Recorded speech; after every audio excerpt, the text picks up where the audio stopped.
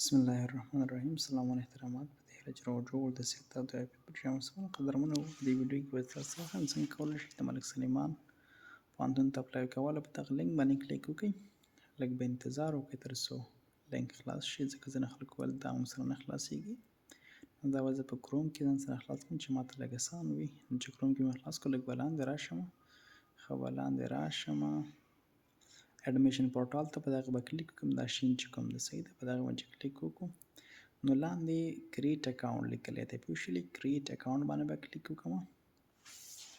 ځکه ما کته هلته ما وکتل زما ایمیل کار کوي او کنه مخکې پکې ما اکاونټ هېڅکله نه کار نه کوي. نو ما کریټ اکاونټ باندې کلیک وکړو. دلته به خپل نوم ولیکم، بیا به خپل ایمیل ادرس ولیکم.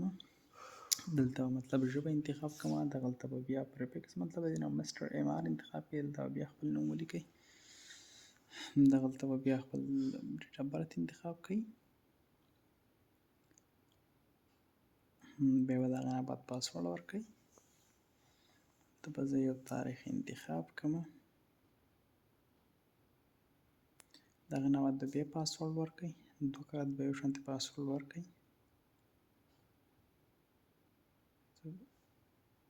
د هغه نه بعد به په ام ناټ رپورټ باندې کلیک کړئ. بس نیکسټ به پسې ووهئ.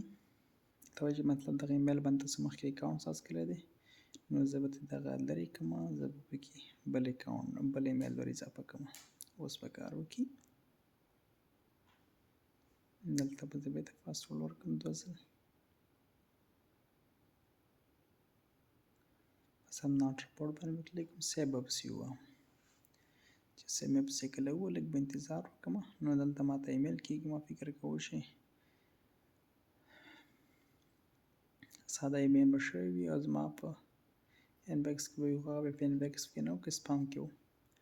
دلته به راشئ، تاسو چې کوم ایمیل استعمال کړی وي هماغه ایمیل به ځان سره راخلاص کړئ، مطلب جیمیل. هغه چې مې کله ځان سره راخلاص کړو، دلته ماته یو ایمیل شوی و، خو دا پرون یې و. دا د همغې نه و. ما دا وکتل خو دا کار نه کوو. نو دا چې زه کوم ګورم دا کار نه کوي. ما ویډیو نه ده کټ کړې. دا پاسورډ ګورم خو دا پاسورډ کار نه کوي. ښه، تر څو ځکه ماته یو لینک راغلی دی، زه باید همغه لینک پیدا کړم. نو زه بېرته ځم خپل جیمیل ته. دا بیا ریفرش کوم. صفحه ریفرش کوم، ما سره کوم ایمیل نه ښکاري. نو بیا په 3 ډاټ باندې کلیک کوم. راځم لاندې سپم ته. چې سپم ته کله رالم، دلته ما سره اوس ایمیل ښکاره کېږي. ماته چې کوم د ویریفیکیشن دپاره شوی دی، نو هماغه ایمیل شوی دی. په دغه کلیک کوم. راځم په دې لینک باندې کلیک کوم. لاندې یو شین لینک ښکاري، په دغه باندې کلیک کوم تر څو زما اکاونټ ویریفای شي. دغلته عیني ویریفیکیشن کوډ راغلی دی تیار، بس مخکې نه همدلته دی. بس زه ویریفای باندې کلیک کوم. ما فکر کوو چې کوډ به کار کوي که نه، خو دغسې نه و. همدغه ویریفای باندې کلیک کېږي او ستاسې اکاونټ چې دی ویریفای کېږي. ما فکر کوو دلته چې بل کوډ راغلی دی، خو هغه داسې نه ده. دلته تیار کوډ لیکلی شوی دی، تاسو که پام وکړئ AF99L2.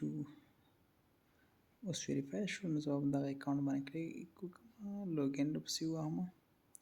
بس ایمیل او پاسورډ کوم، وړاندې پاسورډ کوم چې ما استعمال کړي دي هماغه چې مې ورکړل. ما سره به دا صفحه خلاصه شي. په دې کې به زه اډمیشن ګیټ باندې کلیک وکړم. اډمیشن ګیټ باندې ما کله کلیک وکړو،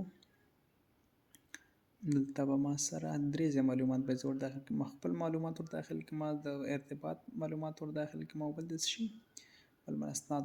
اول به خپل نوم ولیکئ، بیا به تخلص ولیکئ، بیا به مطلب میل انتخاب کړئ، بیا به ډیټ اف برث ولیکئ. دلته به خپل ډیټ اف برث بیا انتخاب کړئ، غلط انتخاب نه کوي.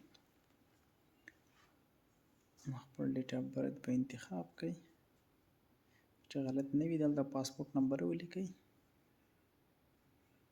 د خپل پاسپورټ بیا ورپسې مطلب های سکول ته چې درشي لپاره وي هماغه به انتخاب کړئ. زه های سکول انتخابوم ځکه زما دغه دی. او دلته مطلب دغه های سکول چې ما لوستلی دی د ژبه چې شي وم، د ژبه البته پښتو وه. پوه شولې. تاسو چې مطلب مکتب په کومه یا مطلب ماسټري په چې کلي مطلب تاسو پوهنتون ویلی وي، د پوهنتون مطلب ژبه چې شي وي هماغه به انتخاب کړئ. چې انګلیسي ادبیات ویلي هغه کولی شي انګلیسي انتخاب کړئ. چې مطلب پښتو ادبیات ویلي، چې دري ادبیات ویلي هغه دري انتخابولی شي. همدغه شان د نور ژبې چا په کومه ژبه باندې تعلیم کړی وي هماغه ژبه به انتخاب کړئ. زه به دلته پښتو وګورم. پښتو به انتخاب کړم مخکې مطلب زه به دا انتخاب کړم چې مخکې د دپاره ما کوم څه نه وو د پروګرام دپاره د عربیک لنګویج پروګرام دوی دغه پروګرام په اړه خبرې کوي چې د په اړه ما مخکې نه دي اورېدلي.